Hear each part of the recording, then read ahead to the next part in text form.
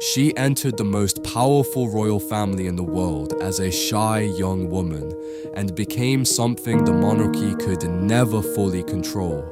To some, she was a princess. To others, a rebel. To millions, she was the people's princess. But behind the glamour was conflict, loneliness, compassion, and a tragedy still surrounded by mystery. This is the story of Princess Diana, the crown, the mystery, and the tragedy. Born Diana Spencer in 1961, she grew up in an aristocratic family with close ties to the monarchy. Though her childhood was shaped by instability and divorce, everything changed when she became engaged to Prince Charles. Almost overnight, a shy nursery assistant became one of the most famous women in the world. Their 1981 wedding was treated as a royal fairy tale, a spectacle watched across the globe. But behind the image, cracks formed quickly. The marriage was strained by incompatibility, relentless scrutiny, and Charles's continuing attachment to Camilla Parker Bowles. The fairy tale was beginning to look like a carefully staged illusion, and Diana was living inside it. Even early on, there was a contradiction at the heart of her story. She had entered a system built on image and restraint, but she was becoming a figure people connected to emotionally. That tension would define everything that followed. By the mid-1990s, Diana's marriage had become not just a personal crisis, but a public one for the monarchy itself. Then came a turning point. The 1995 BBC Panorama interview. In unusually candid terms, Diana spoke openly about loneliness, pressure, and the breakdown of royal life. It intensified conflict inside the palace, but it also changed how the public saw her. No longer simply a princess inside an institution, but a woman challenging it. And she did so not only through words. She began reshaping what royalty could look like.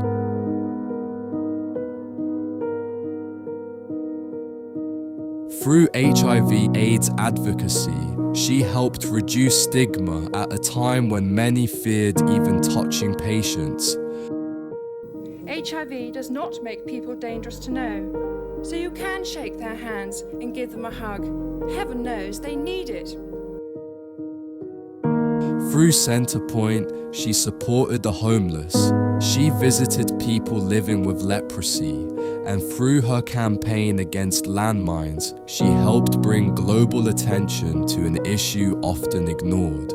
This was a different kind of royalty, less distant, more human, more dangerous perhaps to the old rules. Private hospital visits, support for sick children, protective, inventive parenting with William and Harry. Accounts of the private insecurities hidden behind public composure. These stories revealed something larger. Diana wasn't just surviving royal visibility, she was using it, and in doing so, she often seemed to outshine the institution itself. But visibility carried a cost. Public adoration existed alongside immense pressure. Media pursuit became relentless. The fairy tale had collapsed. And in 1997, tragedy froze Diana forever in public memory. In August 1997, the world woke up to the kind of news that felt almost impossible to believe. Diana was in Paris when the car carrying her and Dodi Fayed crashed inside a tunnel. At first, there was confusion, then shock, then grief. One of the most photographed women in the world, a woman millions had watched grow, suffer, speak, and survive, was gone at just 36 years old. For many, it didn't feel like the death of a distant royal.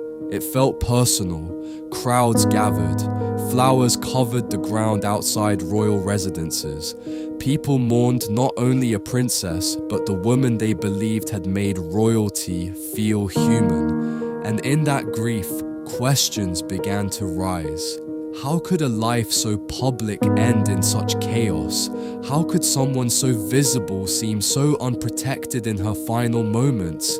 And why did her death feel less like an ending and more like a wound that history never fully closed? The French investigation in 1999 concluded Diana died in a car crash and paparazzi were not responsible for manslaughter. And in 2008, a British inquest concluded Diana and Dodi Fayed were unlawfully killed through grossly negligent driving by Henri Paul and the pursuing paparazzi, with alcohol, speed, and lack of seatbelts contributing.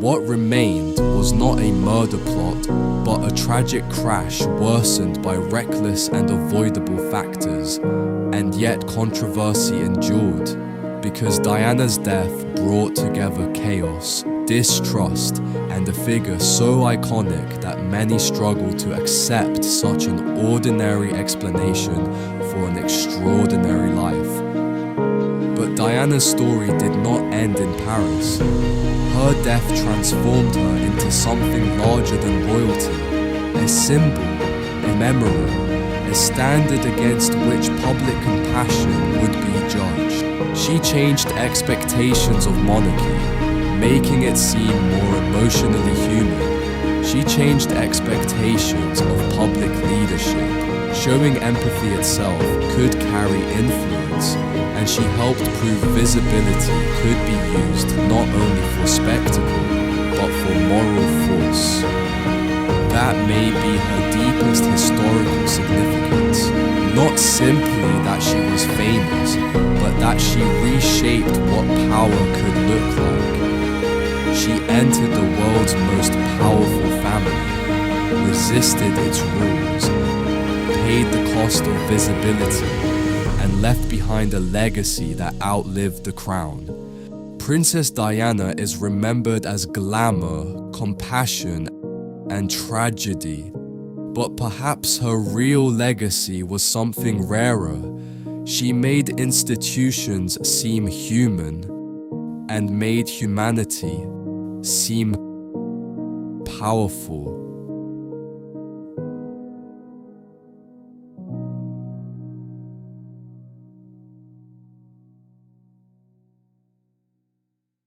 Subscribe and join us for the next story, because history is never just in the past. It shapes the world we're living in right now.